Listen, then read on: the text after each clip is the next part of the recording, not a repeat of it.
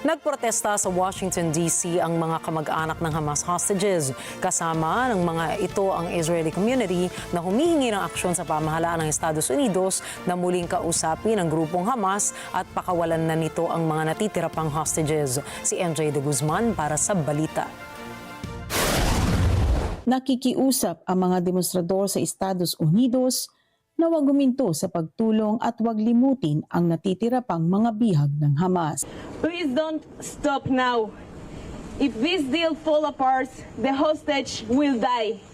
It is not metaphor. It is true. You know it. I know it.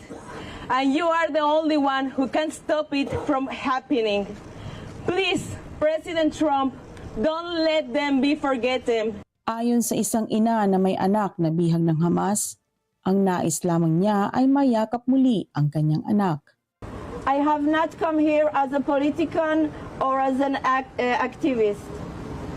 I am an Israeli patriot, and I am simply here as a deeply concerned mother who wants to hold her son again.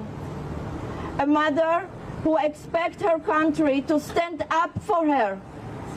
A mother who expects her prime minister to do everything he can to free Israeli hostages. But instead, he made excuses and favored political consideration opposing the deal. Isinalaysay ng isang dating bihag ang kanyang pinagdaanan. Anya, para sa mga hindi pa pinakakawalan, bawat sandaling bihag ang mga ito ay pagnanakaw ng bahagi ng kanilang mga buhay. My name is Ilana Gritsewski. On October 7, I was kidnapped from my home in Kibbutz Nir Oz, held in captivity for 55 days by Hamas, living through fear, hunger, and torment.